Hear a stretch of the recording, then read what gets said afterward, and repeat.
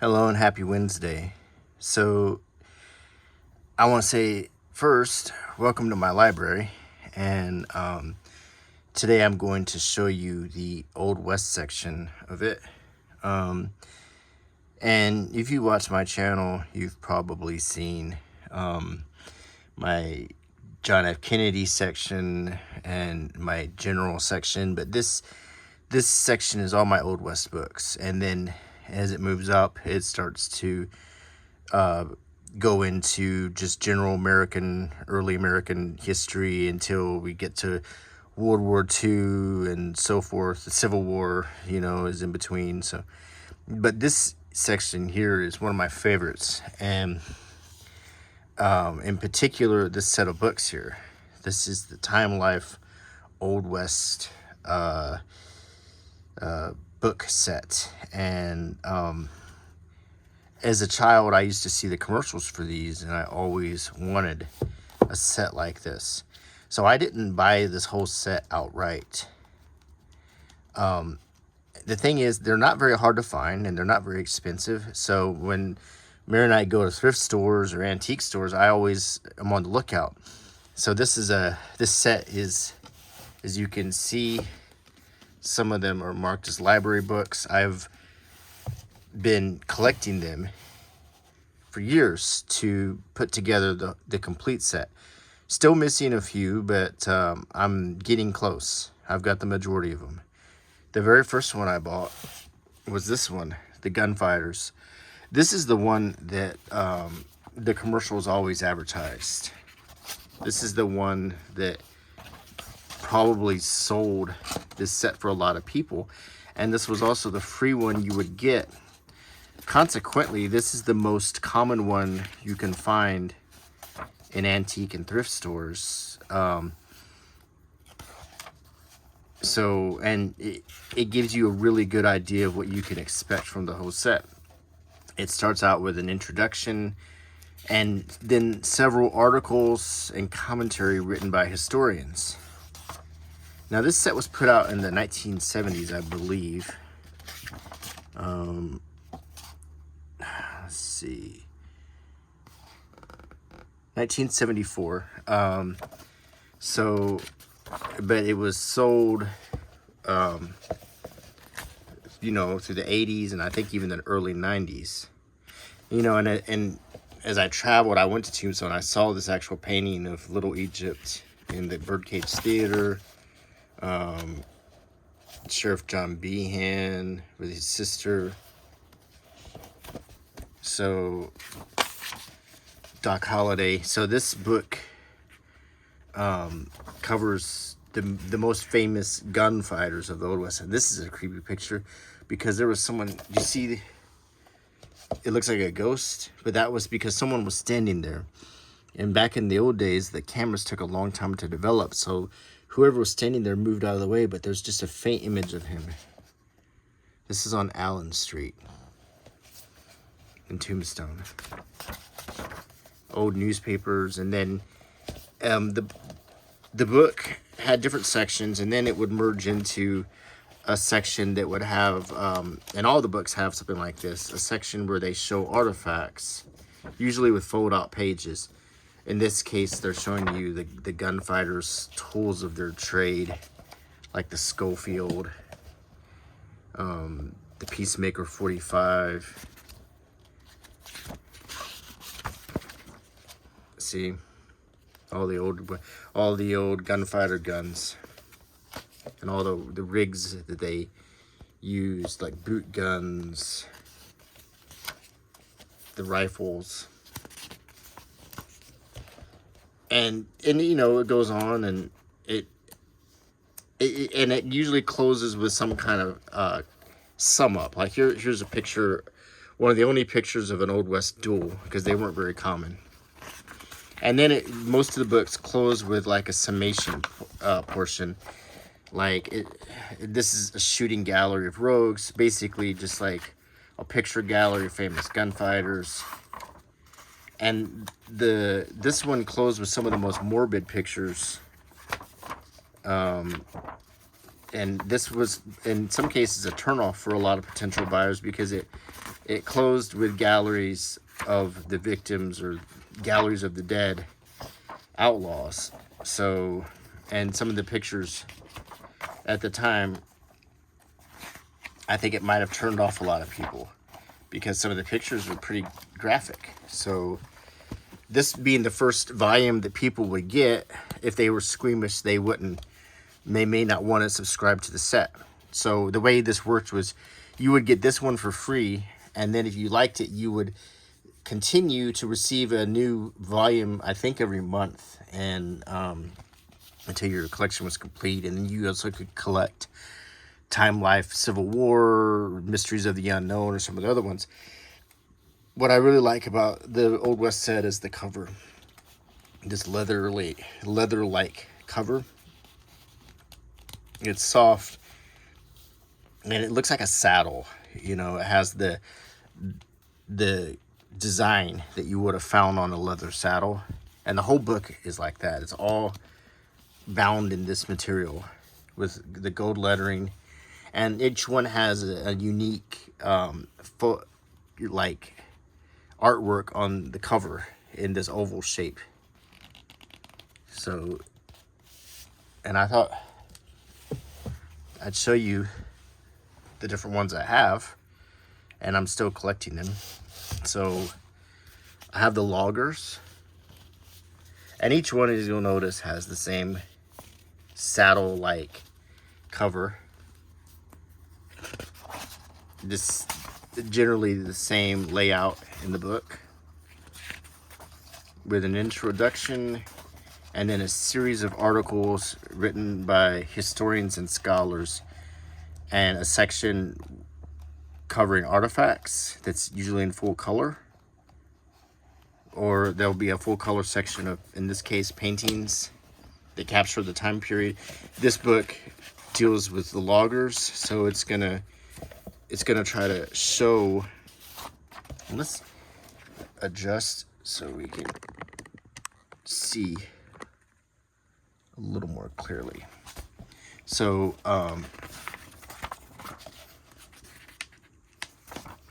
there's going to be full color parts, not just the loggers, but the things they did to amuse themselves.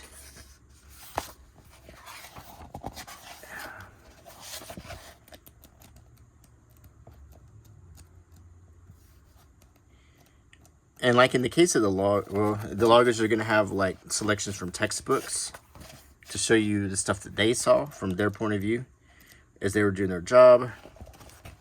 Their recreational things, the insides of clubs, bars where they played music, the inside of an old Western bar. Some ladies, they were called soiled doves.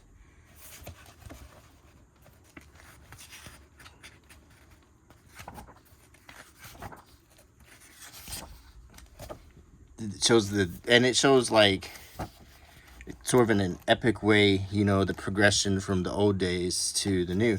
And in this case, the gallery might show like the insides of logger barons' homes, and you see all the hardwood furnishings.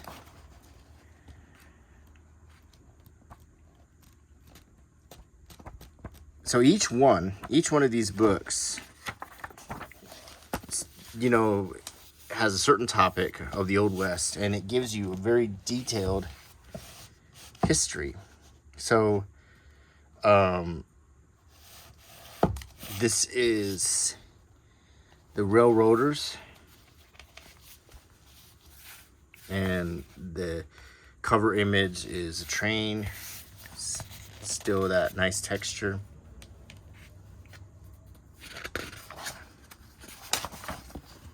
There's one of the little push cars that you always see in Scooby-Doo or Indiana Jones or whatever.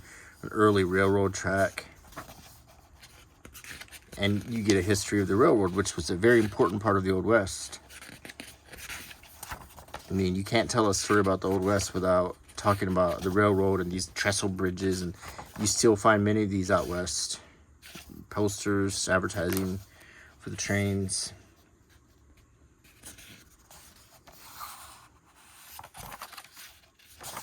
the railroad also figured heavily into the Civil War. They're talking about earlier ways that they transported things like ferries, barges, rafts.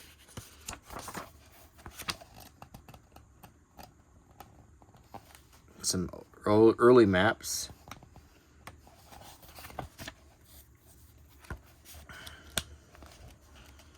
And you get the artwork of the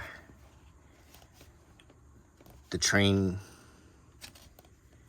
companies.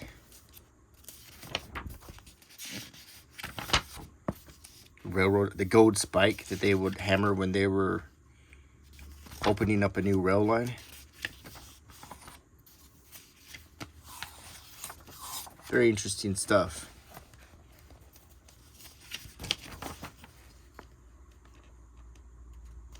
It's Wyoming.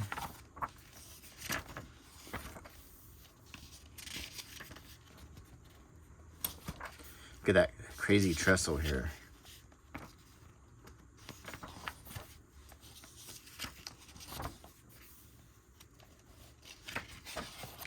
See, each one of these books just covers one topic.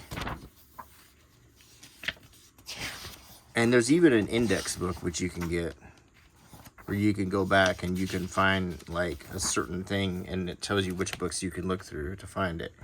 If you want to read about one person or one thing, there's an index book for that. The bison, the great herds of buffalo. When the West used to just be dark with them, they said that a train would take days just to go through one herd. Like, the people in the train would spend days traveling just to get through one herd of buffalo back then. It's hard to imagine. So this is the railroaders.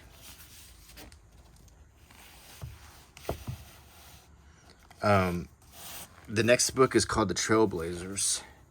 Now, this is one that I got secondhand. It was a University of Idaho library copy. It's got a little bit of damage on the cover. It's a little scuffed, but it's good enough for me because I think I paid 75 cents for it. Still has the sleeve for the library card in here. I mean, literally, I carry around a photograph of my collection, so whenever I'm out in a thrift store, I know which ones I don't have. Get some coffee there. And I mean, this one is full of beautiful artwork, and it captures, the idea is to capture the emotion that these trailblazers felt as they were discovering new places in America. The stunning views that they had. You see just how gorgeous these places were. There's Thomas Jefferson sent out Lewis and Clark in the early 19th century. And then there's drawings of things they saw, like beavers, buffalo. Early drawings, they weren't a very good likeness. Drawings of Native American, or paintings of Native Americans. And interesting stuff as we go farther in. And this one has, as I mentioned, like one of the color galleries in it. And in this case,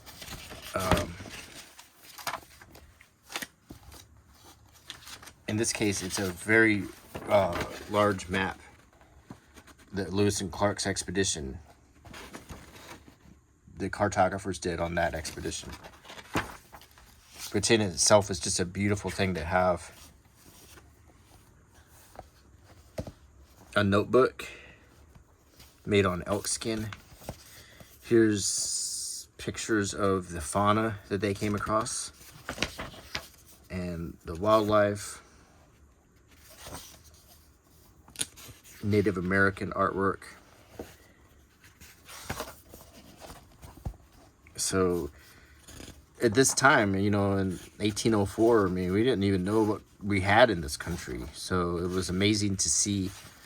These were like the mountain men. These were the Jim Bridgers, the Davy Crockett's, the guys who carved out the country.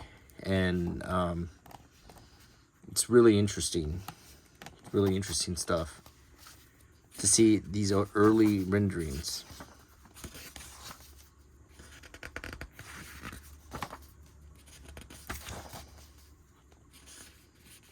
These look like French trappers. A lot of these Trailblazers were French. There's even a name for them.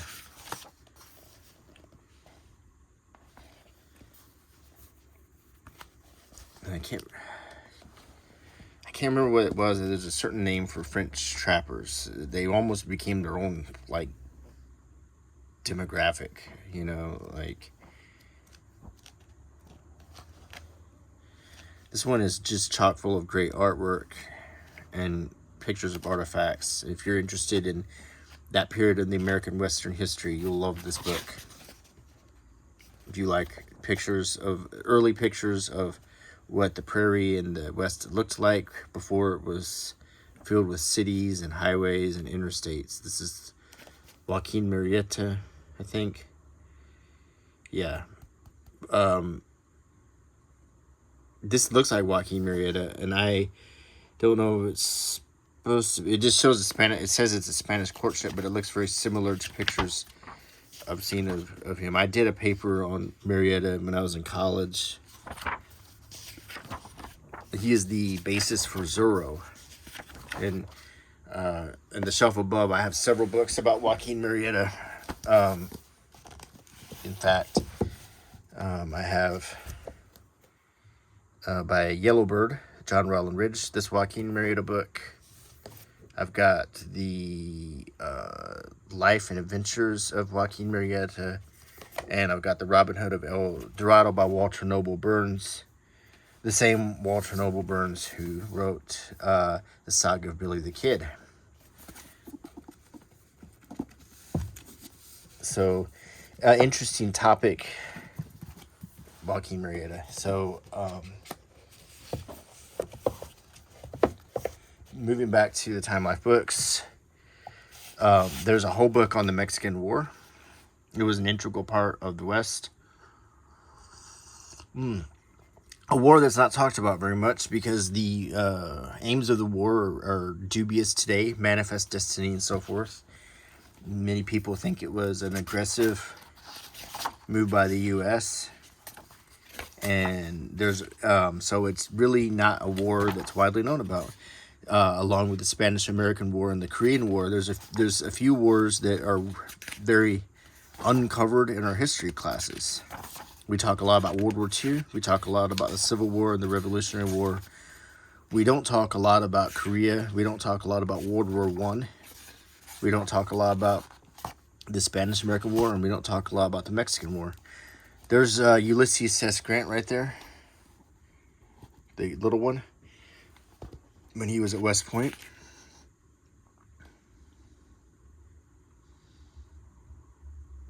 This is Grant later, during the Mexican War. He grew up from this kid right here. I think there's also a picture of Robert E. Lee in here somewhere when he was quite young and dark-haired. We always see the same pictures of Robert E. Lee. These are propaganda posters from the Mexican War showing the soldier going off, his wife or girlfriend supporting him as he goes off to war. The uniforms. You know, another thing I can't help but notice about the Mexican War is there's not very many movies about it. In fact, I've only seen 2 movies about it that cover it. One's called Ravenous, which is a supernatural horror movie, and one is about the St. Patrick's Battalion that stars Tom Berenger playing the leader of the St. Patrick Battalion, which is basically a battalion of deserters during the Mexican War. So there's not a lot of talk about it, just like there's not very many movies about the Korean War and so forth. You see these old uniforms and how they would sort of become Civil War, you know, I mean, a lot of these are Mexican, with the plasterons and stuff. These are Mexican uniforms. Playing cards, see, Winfield Scott on the plane. He became the commander of the Union Army in the first part of the Civil War.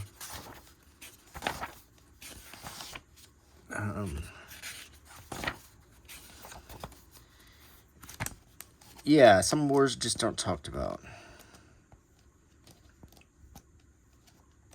I think all wars should be studied. And I think that we should understand why they happened and what the reasons were. And we'll have better understanding of what the world is today if we understand our past better. I think it's essential to study these wars. And this book here is actually one of the best volumes about the Mexican War you can get. Look at these old photographs of the Mexican War. These are actual photographs from the 1840s.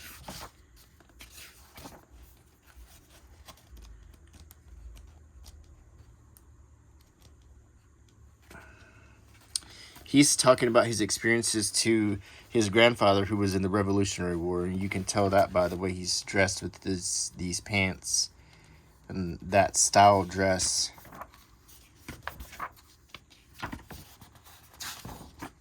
Prosthetic leg.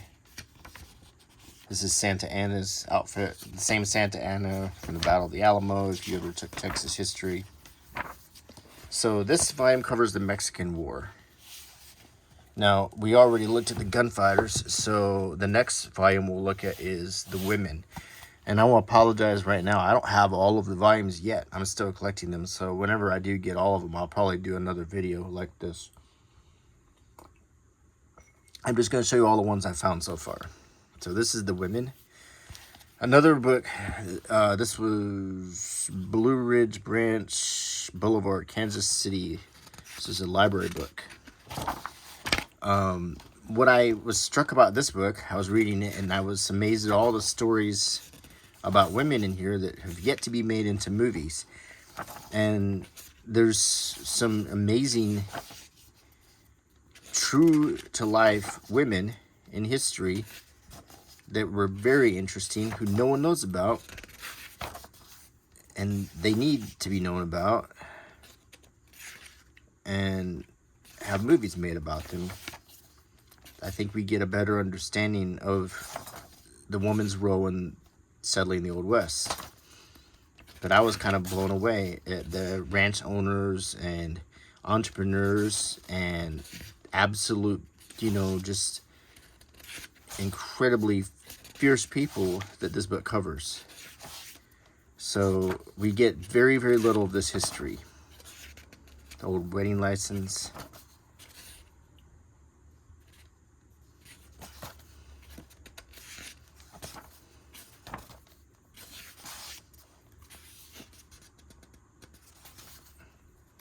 The stove, the things found in the house, like a butter churn, a fluting iron to iron ruffles, cookware.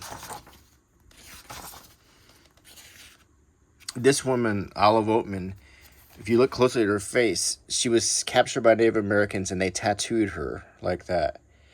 They had a hard time re-assimilating her back into Western civilization. But there were a lot of cases. When I was in Texas, there was a school named after one Susanna Parker, who was the mother of Quanah Parker. She was actually a captive white girl who was basically raised into the Native American culture.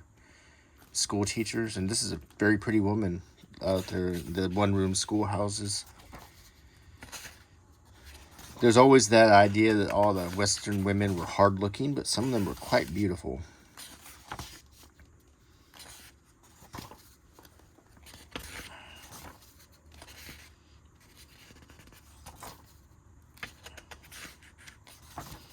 And I think that TV, they can't have nuance. Like if they make a show about the Old West, they're like, they either show all the women as being all these rough Calamity Jane types or whatever, but they don't show like the nuance that some were, but there was also very ladylike ones, and then there was some that were very entrepreneurial, some that were very tough.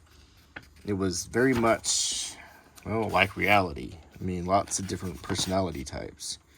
So I just don't think it's been adequately covered in our movies and our media. Suffragettes. These are photo girls. They're not suffragettes. They would, you might have seen something like this in Tombstone, where they would advertise photographs like by putting them all over their dresses. I think that might have even been inspired from that photograph. Theater actresses, these are the Fly Girls. I've actually seen this painting. This painting is also in the Birdcage Theater in Tombstone. It was an act called the Fly Girls, and they hung upside down. They were acrobats. The original Fly Girls, not the Arsenio Hall Fly Girls.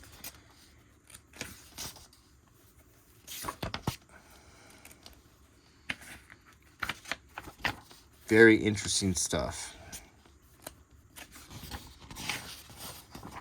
This is a very cool picture of these two girls dancing on this rock in Yosemite. A girl firewoman. See, we don't really, like I said, we don't have any movies that show the reality. You gotta find it in a book. Books are getting less and less. Read the books. Don't believe what you read on the internet. Read the books. You'll be surprised at frankly, the diversity of women in the Old West and how they weren't just what you see in movies. Very, very interesting stuff. And this one in particular, Pearl Hart, this lady, read about her. They need to make a movie about her.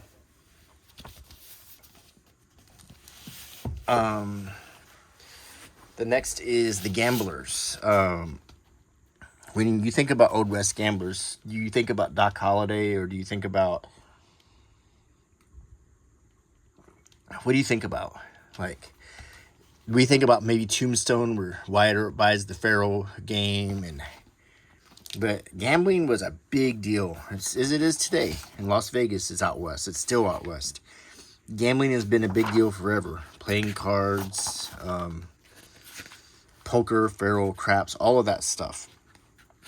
Gambling was a way to conquer boredom, a way to make extra money, and then you had the professional gamblers who would go into towns and clean them out.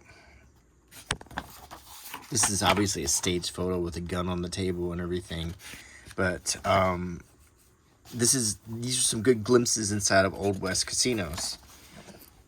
Even Native Americans had their games. Gambling has been, well, I guess as part of our culture as human beings, gambling has always been a thing.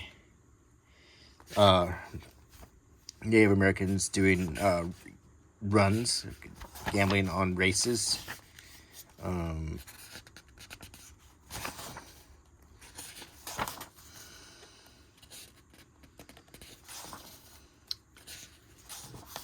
we get playing cards, Apache playing cards, hand-drawn.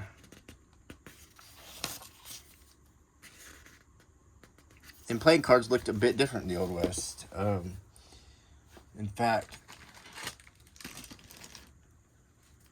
here's a deck of Old West playing cards. First of all, you might notice how they don't have rounded edges. They're square because they were cut to stay square and sharp. They were cut on like a paper cutter, and the cards, as you can see, are quite different looking than today. See that? These are Old West playing cards. And note how different they look.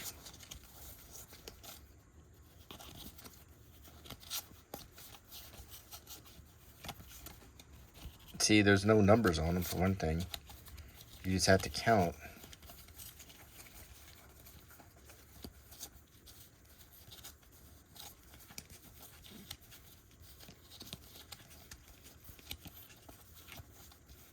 And what else do you not see?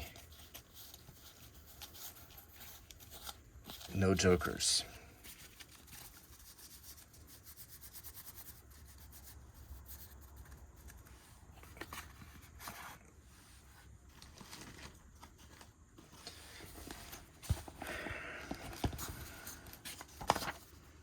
So things have changed a little bit. Some great artwork in these books. I'm telling you, some great artwork.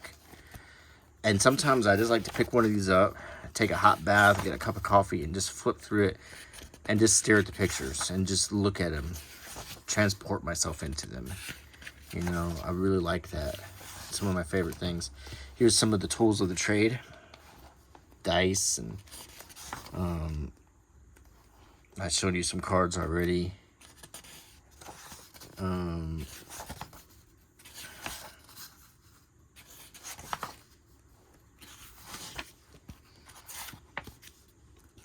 A lot of gamblers wore tinted glasses, and the reason for that was they would carry around their own deck of cards, and they would put marks that would only be visible through the tinting on the glasses.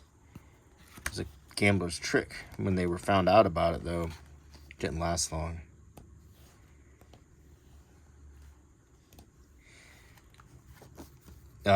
Cheating machines. There's the tinted glasses I was telling you about. And these cards were marked. See, there was like one difference on each card that could tell the guy with the glasses what it was. And these are the actual photographs. So if you look carefully, you can see the differences. It shows it right here.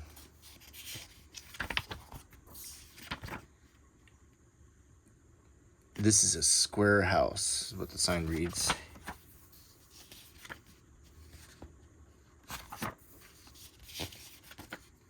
And of course, a lot of these card games ended in violence.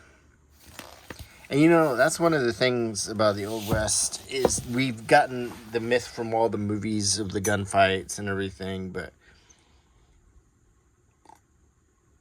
those shootings were homicides. Those shootings were murders. And that's the thing. Most of those shootings were in the back. They were, you know, someone turning their back and getting shot from behind. They weren't the showdowns or the draws or anything like that. The next book is The Rivermen, and there's the cover. This one was in pretty good shape when I got it. It feels brand new, actually, when you open it, for a book that's 40, almost 50 years old. The river was another important way of transporting goods and people in the Old West. Makes me think of things like the Erie Canal that brought people as far as Ohio, I think, which was considered the West. And then, you know, as the canal couldn't go any farther because of mountainous terrain or whatever, then the railroads took over. And then you got things like stagecoaches, and these are tickets onto steamers. All the mini. So you could only get so far by using waterways. The railroad is really what started moving people and supplies out west. And then Montgomery Ward catalogs would bring literal houses. You could build a house from a catalog. Everything you could get was from mail order. Mail was opened up the West. The Pony Express is widely talked about, but it only lasted like a year. Eventually, mail was moved all kinds of different ways. I mean, by the 1920s, it was moved by airplanes to conquer the terrain. And then we got the telegraph to communicate, and the West was conquered in many different ways. But the river was one of them.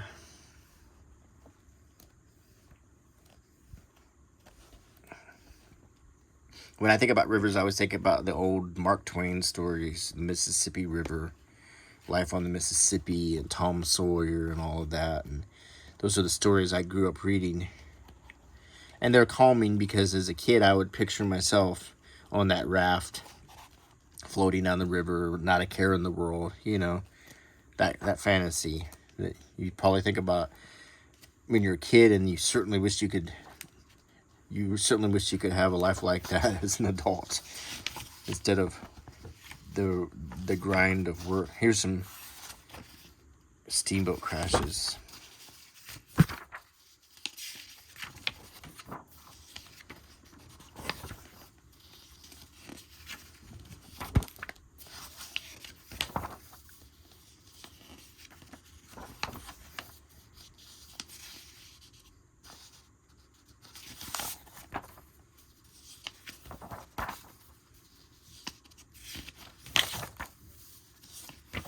As you can see, and I hope you're seeing it by now, how much fun a set of books like this is to own. Because it just gives you hours and hours and hours of flipping through artwork, reading stories and essays, learning and allowing yourself to be transplanted to a different time and place for some precious few hours that you have when you're not working or whatever you do for a living. And sometimes it's just, sets like this to me are amazing because they're beautifully done and they're just so full of information and artwork.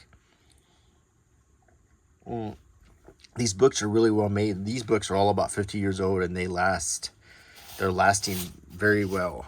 Some of these have just been through the ringer. This is the 49ers.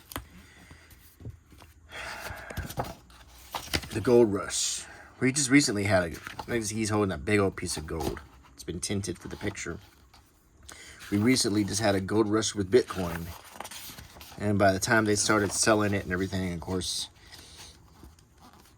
what they say, the well ran dry. So I hope you didn't buy any of that Bitcoin when that was happening, because it ain't worth nothing. When they're telling you to buy something on PayPal, that's when you don't buy it. So if someone finds a vein of gold, they're not going to tell their friends where it's at. Just always remember that if you're investing.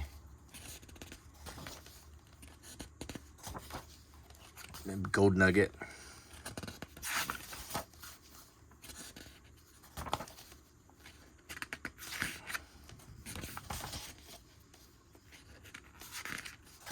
Yeah, the gold rush was in 1849. People flocked to California to find gold.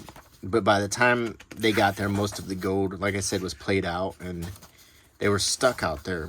And it, in an indirect way, it started the process of, or gave a surge in the process of settling the West, because so many people transplanted themselves out there that you suddenly had a population. You suddenly had these boom towns. They were called boom towns because they came up in a boom and they usually went out with a boom if the railroad didn't end up running through it. But many, and if you go out to New Mexico and stuff, there's ghost town trails.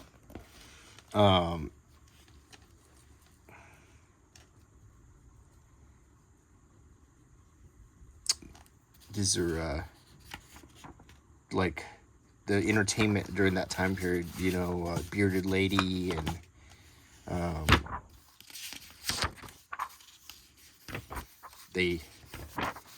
there's Joaquin Murrieta again. He wasn't real thrilled about the people coming to his home state and tearing things up for gold. He fought back. Some atrocities happened to him.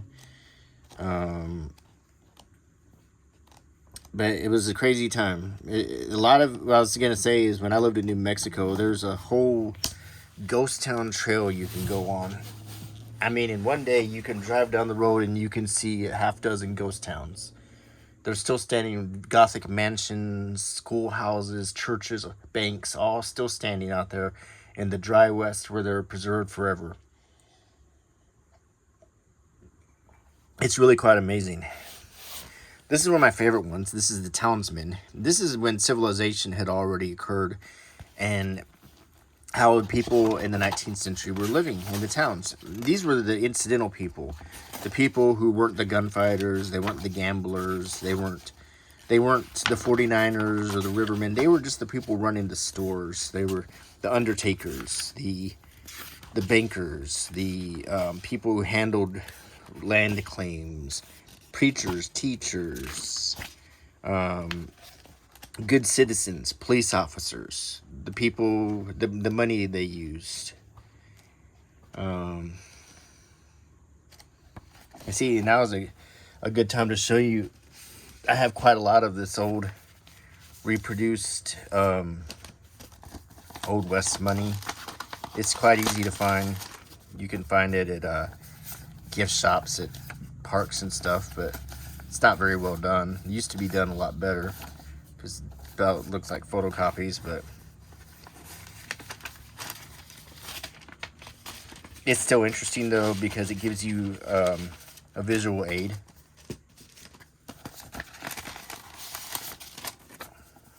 I still like to have it and look at it.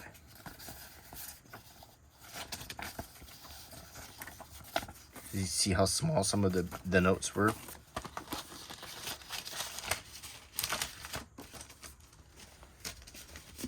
Interesting stuff. And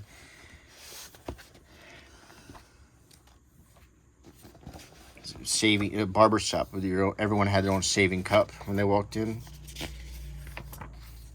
The general store, very interesting stuff. You know, people buying coffee, groceries, things they needed, sewing kits, buttons.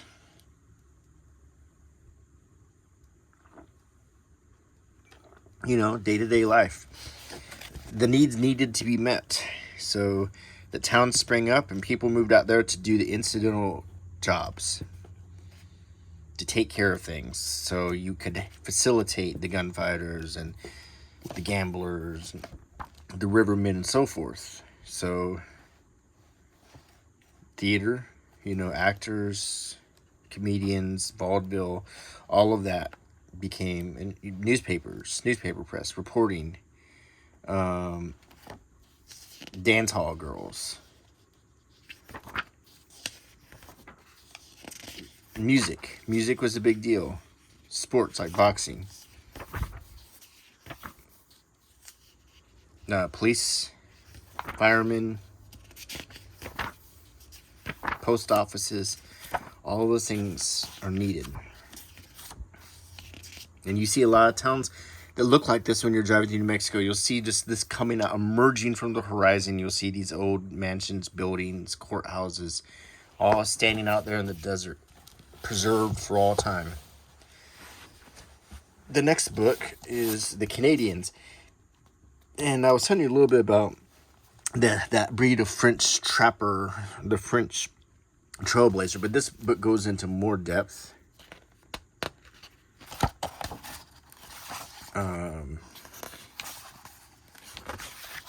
As you know, Canadians are their own breed. The hardy Acadians, the same people who settled Louisiana, in my neck of the woods, were the same people who settled French Canada. We call them Cajuns, they call Acadians. And they carved out their northern territories of North America. Now they're known as our friendly neighbors to the north. And nice country to visit. I've been to Canada 2 times and enjoyed myself thoroughly. Enjoying the fact that when you go to the eastern side, it's like going to Europe with the narrow streets and the different banknotes and different language.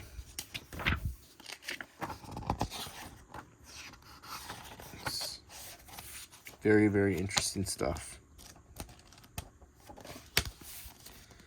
And of course, you can't talk about Canada without talking about Alaska.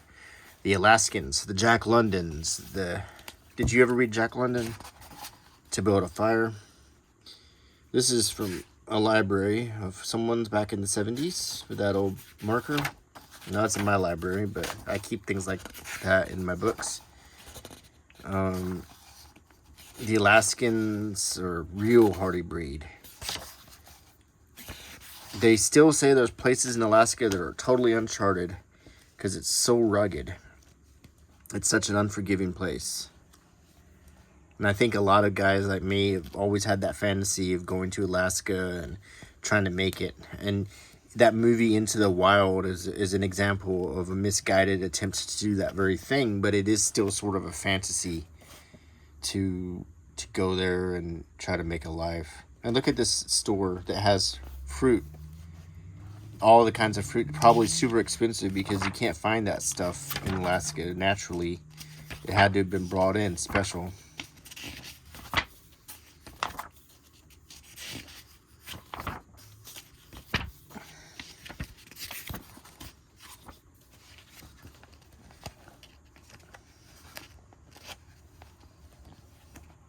Very, very interesting. There's a movie I really, really love. If you ever get a chance to watch it, I recommend it. It's called The Snow Walker. It's got Barry Pepper, directed by Charles Martin Smith, and it takes place in the 1950s. And a pilot who's flying an Inuit girl crashes, and she has to help him survive, even though she's dying of tuberculosis. It's a really good story.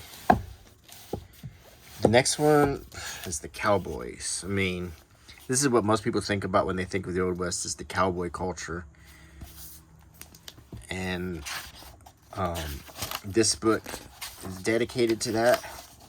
Not gunfighters, but cowboys. Not that, whatever they were talking about in Tombstone. There never really was an organized gang that wore red sashes called cowboys. That was... if you read articles in the Tombstone Epitaph about it, they say the cowboy element. They're talking about troublemakers, but they weren't strictly called anything organized like cowboys. They were just called the cowboy element, which basically meant like delinquents. But true cowboys, the problem is a lot of times when they got paid, they go to towns and just whoop up the town, and many people, the townspeople who were trying to have civilization, got annoyed by it. So they didn't deal with law very well. But nonetheless, they're a staple. And the cowboy culture now has become something different. Whereas before it was like delinquents, now it's a culture of honor, trustworthiness, principles. So to me, a cowboy is a man who is old-fashioned, who believes in protecting weaker people, protecting helpless people, being kind, and having a good name and keeping his word. And those are values that I strive to have. And, well, I don't just strive to have them. I feel like those values define me. And that's what a cowboy has become. And I think that's a good thing. Because one of my favorite aspects of the cowboy cultures is the chuck wagon. I love the idea of the cook, who also was the barber and everything, who took care of everything with his chuck wagon, made the meals. It's one of my favorite aspects of it, is that unsung hero of the trail. Different pictures. There's lots of great artwork in this book. And it gives you all the lingo, like remuda and all the different terms. It gives you the brands. So, really interesting stuff. The next book I have is called The Expressmen. And this is where we get to see even more obscure topics. The Expressmen are the guys who drove the stagecoaches. They move things quick. They moved the mail, they moved people. They were fat. They connected the West with speed and accuracy. This was a whole breed of unsung heroes that opened up the West. Mail was a big deal. Mail was how people got their Montgomery Ward stuff. Mail was how people communicated, how they made plans, how they handled logistics. The stagecoach, Wells Fargo.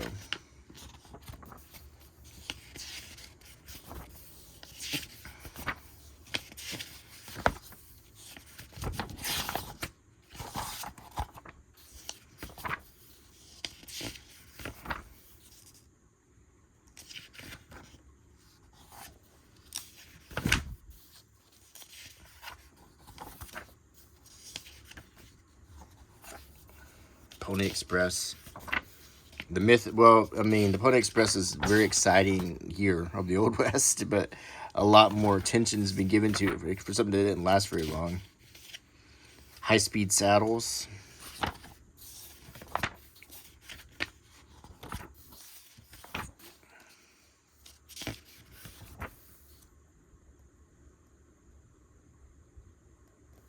Every Pony Express person had their own Bible that was issued to them.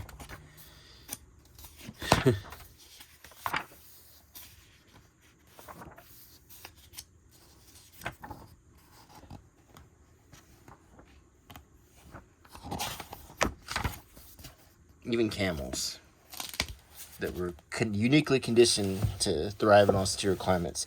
So the last book I have is called The End and the Myth. And this is probably one of my favorite ones because what it does, after you've looked at all this raw history, it shows how it's been run through the lens of Hollywood and popular culture. And it's starting with Wild Bill's Old West show. I mean, Buffalo Bill, not Wild Bill. But then from there to the silent movies and to the Western. And the Western is its own movie genre now. Not to mention Western books like Louis L'Amour, Zane Grey. You know, if you were a kid and you grew up reading old Western books, and you got movies, Lonesome Dove, John Wayne movies. You know, you have your idea of the West from a lot of it's from movies, and this is what this book's about. How the movies tell the story of the West. Sitting Bull and so forth, he toured with Buffalo Bill. They reenacted. Here's Buffalo Bill's Wild West show. The Rough Riders of the World, and this show toured all around the world, and it gave it the. And then they had ripoffs like Tiger Bill's Wild West instead of Buffalo Bill, Tiger Bill. Tompkins' Real Wild West.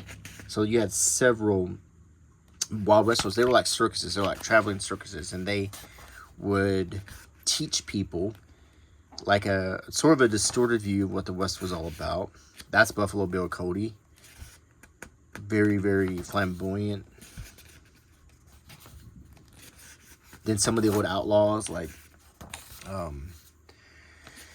Frank James would tour with him and stuff.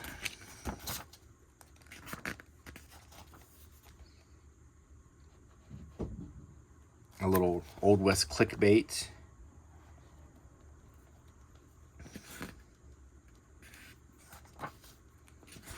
And then you saw it going into marketing, packaging, and so forth. So this is the myth. Annie Oakley.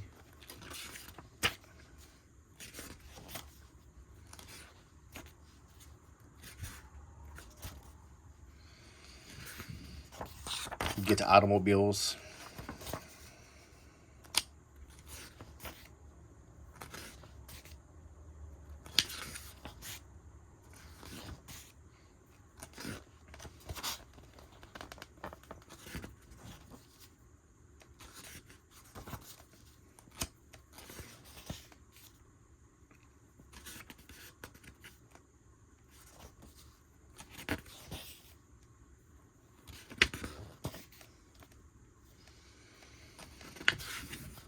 And the African-American cowboys, the black cowboys who, you know, haven't really been talked about, but quite a few cowboys were black. And that's been touched on a few times, but not very much. Teddy Roosevelt, toys based off Teddy Roosevelt. Teddy Roosevelt he embodied the Western culture when he ran for president. He became a Rough Rider.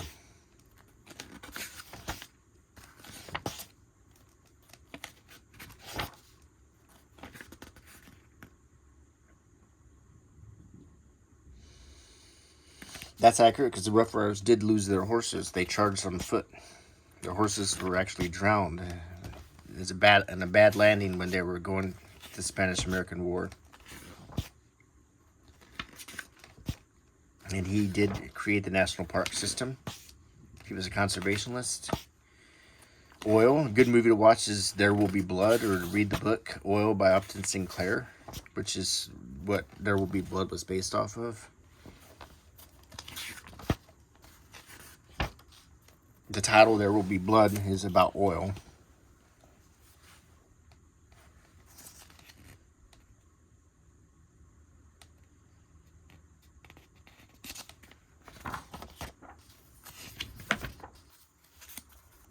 See all the cars and the oil derricks.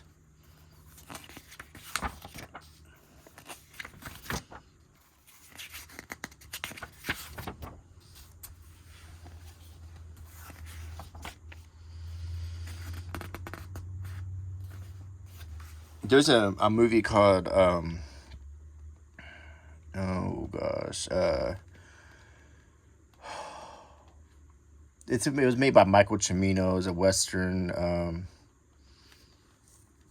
I can't remember what it's called. It has Chris Christopherson. It was a big time flop about the Johnson County War, but there's a scene in it that looked a lot like this.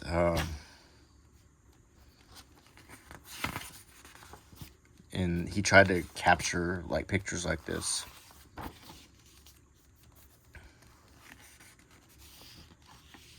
It wasn't a very good movie, and I don't recommend it. And then we get to the movies. William S. Hart. Wyatt Earp even helped make some of these movies as a technical advisor. He worked with William S. Hart, and he worked with Tom Mix.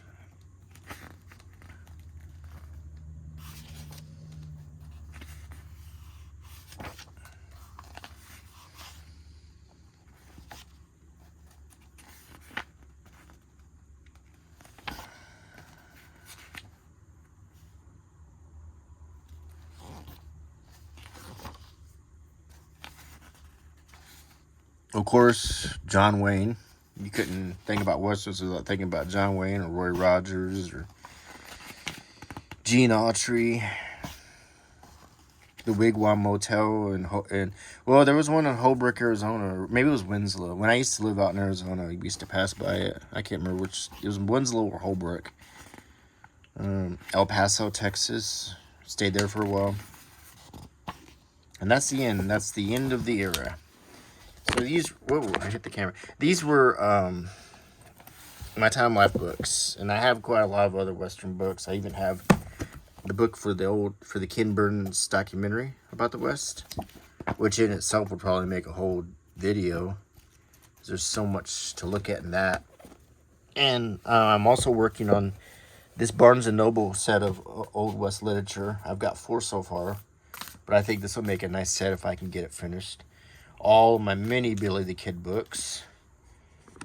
And then going up, I have some Tony Hillerman, the book I showed you about the Spanish-American War, Joaquin Murrieta, the Alamo, the Hatfields and McCoys, just quite a lot of Western books. So I might make another video because I have, like, if you watch the movie with Leonardo DiCaprio, where he gets attacked by a bear, that's the book about that. And of course, Will Rogers. Lots of books. So, a book about Cochise, Geronimo, and the Apache Wars.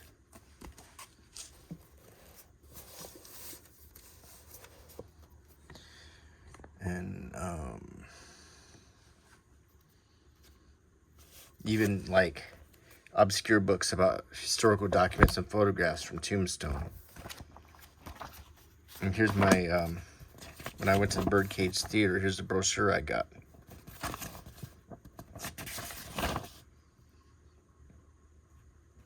Definitely recommend going to the Birdcage Theater if you make your way to Tombstone.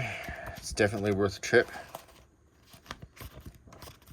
A lot of interesting history there.